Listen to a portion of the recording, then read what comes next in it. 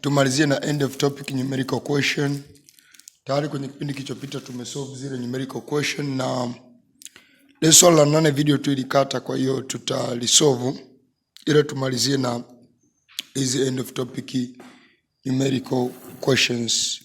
Tumalizie na hizi maswali haya ambayo yako mwishoni mwa topic. Kwa hilo swali la kwanza wanasema a nail is being pulled using a string from a wall. The string form an angle of 30 with the nail. If the force being used is 10 Newton, part of the force will tend to bend the nail while the other part will try to pull it out. Now if you remember to resolve kwenye maswali resolution of vector, we had an example of the block resting in the horizontal table, and in this block we said if the block rests kwenye horizontal table, then from there we have a force applied there, let's say it is 200 Newton. Then part of it will tend to pull the block, while part of it will tend to lift the block. Then if we have an angle here 30, we resolve the force into horizontal and vertical component, and then we finally took this vertical component at the force which will tend to lift the box, and then the horizontal component Fx at the force which will tend to pull the box. Now, let's move on. From there, we are saying for this case of the pin, we have the wall, and then after having the wall, we have a pin. So a pin is being pulled using a string from a wall. So we have the wall, this is our wall, and then we have a pin, and then this our pin is being pulled by a string. So let's say this is my string. And then from there, we are told that the string form an angle of 30 with the nail. So this is my nail. And then from the nail, the string form an angle of 30. So there is an angle of 30 here. From the nail to the string. So that means part of the force, if the force being applied is 10 Newton, here we apply 10 Newton. And then part of the force will tend to bend the nail while the other part will try to pull it out. So part of the force will tend to bend the nail, and while the other part will tend to pull it out. So now we resolve, and let's call this as F, and this is Fy, which is vertical, and this is Fx. So in our case, Fy is adjacent of this angle, so it will be Fy is equal to, our force is 10 Newton, then a cosine of 30. Fy will be equal to 10 cosine of 30. So yeah, in my level we are using calculator. So for your level you can just solve for the cosine of 30, and then multiplying by 10, cosine 30 multiplying by 10, you will get F of y is equal to 8.66 Newton. So this is the force which will tend to bend the nail. Kwa nini? Kwa sababu hii force itakuwa inavuta kwenda chini, kwa hiyo itakuwa ina try to bend the nail. So therefore the force which will try to bend the nail is 8.66 Newton. Lakini from there the force will tend to pull it out itakuwa ni Fx. So tend to bend the nail ilikuwa ni part A, tend to pull it out ni part B. So part B tukienda, the force which tend to pull it out, the force which tend to pull it out, tutapata Fx is equal to F sine of an angle theta. In this case, Fx is equal to 10 sine of 30. Why? It is because huku hapa ni opposite. How it is opposite? Hiyo ni sawa sana tukachora huku chini, tukachora hiyo itakuwa ni opposite side this way. So manake nitasema Fx is equal to 10, then sine of 30 it is 0.5, sine of 30 it is 0.5. So finally get 5 Newton. The force, therefore, the force which tend to pull it out is 5 Newton. Yeah, that is how the first question tend to end. And then we are moving to the second question. About an aeroplane is moving at due 60. The plane experiences a wind blowing at you hapo due 210. Find the result and the velocity of the plane. Find the result and the velocity of the plane by resolving the velocities into their component. So ili swali ni la resolution of vectors. So tutaanza na velocity of aeroplane. Velocity of aeroplane, which is 200 km/h due 60. So the vector diagram for this,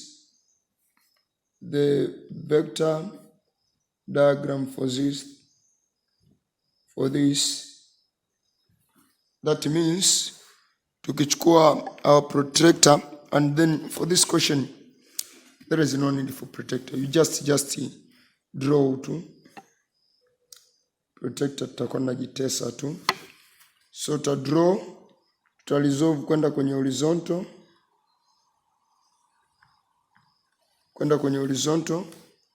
Na kwenda kwenye vertical component. Lakini kama unaona hiyo itakuchanganya, basi chora tu na protractor. Mimi kwa sababu najua angle ya 60 itakuwa wapi, so this is 60. And then from there tutakuwa tuna hii ni v ambayo ni 200 km/h. Hapa tutakuwa na vx and here tutakuwa na vy. So tuite v1x na v1y. So v1x will be equal to v cosine of 60. Sababu ni adjacent side. So v1x itakuwa sana v ambayo ni 200 km/h alafu cosine of 60. So cosine of 60, if I'm not mistaken, it is 0.5. So cosine of 60 it is 0.5 times u hapo v1x itakuwa sana 100 km/h. Then we are solving for v1y. So v1y will be equal to v sine of 60. So itakuwa v1y ni sawa sana v ambayo ni 200 km/h times sine of 60. So we will solve sine of 60. Sine of 60 you get it is 0.866. So multiplied by 200.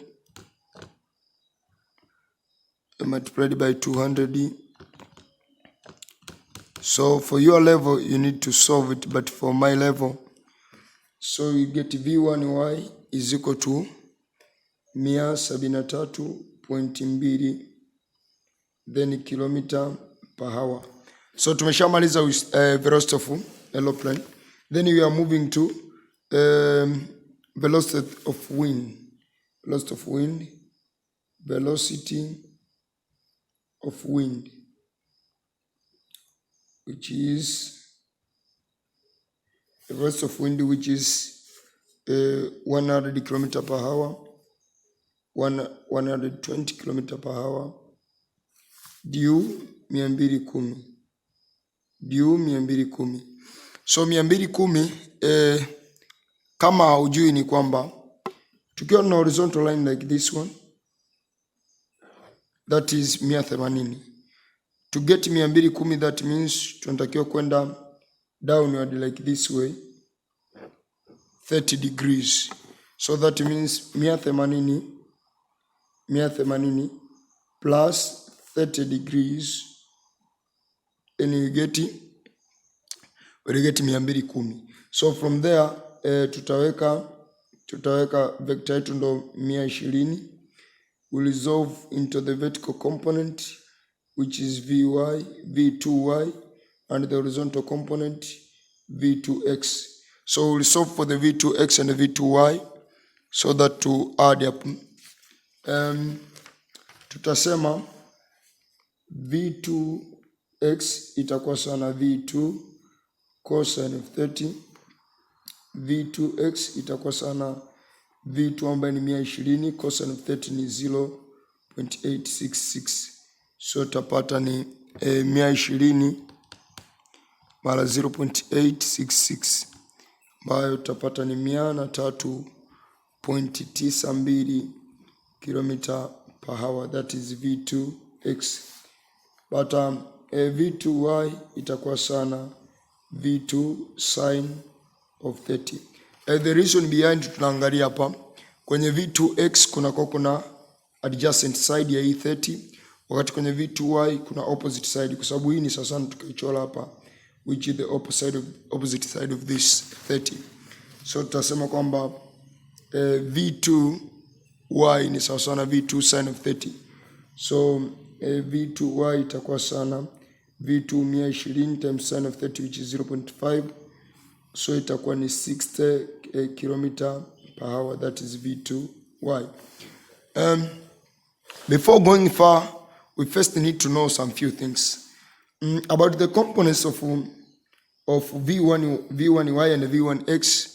Tulisema kwenye Cartesian coordinate, huyu hapa ndio v1y ameenda positive, v1x ni huyu hapa naye ameenda positive, kwa sababu tulisema kwenye Cartesian coordinate huku ni positive, huku juu ni positive kwa y, huku ni positive kwa x.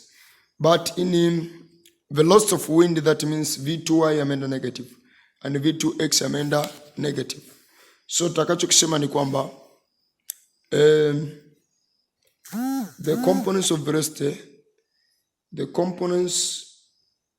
components of velocities v2x and v2y will be assigned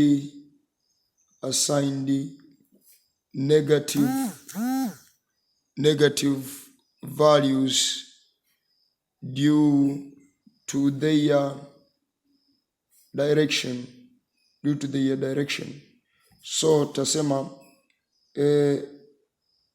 resultant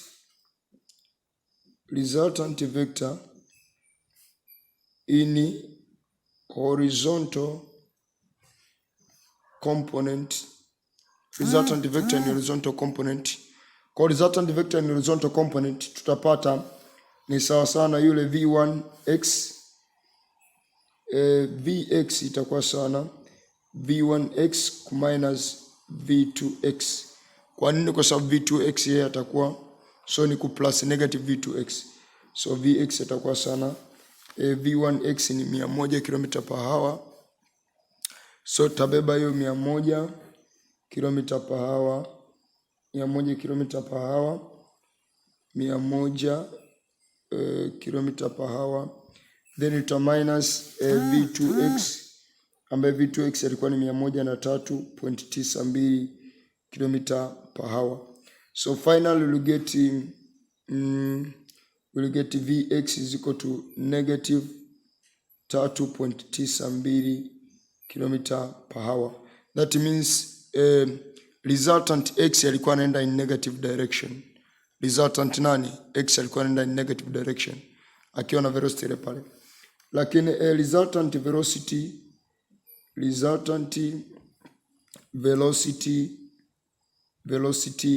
in vertical component tutapata atakuwa sawa sana vy ni sawa sana v1y minus v2y.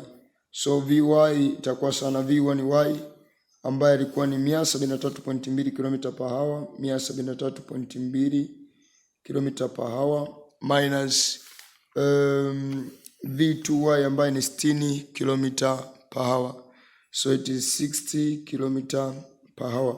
So finally we get vy is equal to 173.2 minus 60 tutapata ni 113.2. So 113.2 km/h. So resultant velocity ni y, alikuwa anaenda in positive direction. So that is to say kwamba tuko na resultant x in this direction and resultant y in that direction, but our resultant vector as usual, we are just using Pythagoras theorem. So we have vx and vy, and here is our resultant velocity v. Our resultant velocity v square will be equal to vx square plus vy square. Our resultant velocity v will be equal to the square root of vx square plus vy square. So resultant velocity v will be equal to the square root of negative 3.92 square plus ilikuwa ni vx plus 113.2. So 100.2 square. So finally we get v is equal to tutakuwa na negative 3.92 square ku plus 113.2 square. So you'll get this answer. Square root of answer will be equal to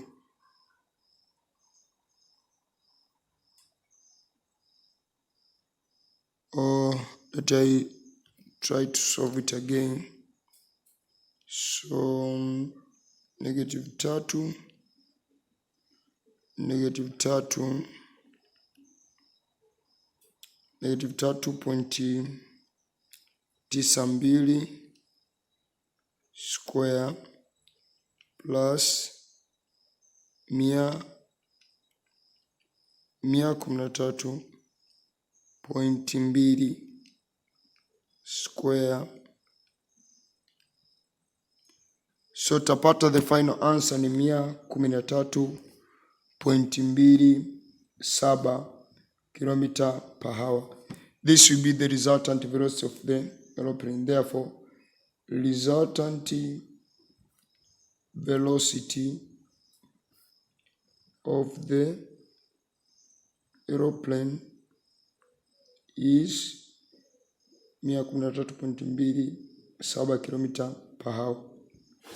Ukitaka kupata direction, basi tunatumia angle, ambayo angle ni hii hapa. So you can use any relation. Even tan of an angle theta is equal to vy divided by vx, kwa sababu tangent is equal to opposite divided by hypotenuse. Kwa hiyo maana yake hapa itakuwa tunize tan ya angle theta sana vy vx. So finally tutapata angle theta sana tan -1 ya huyo vy divided by vx. So numerical question nyingine tutaendelea kwenye video ijayo, tutaendelea nazo kuzimalizia ya 3 hadi ya 5.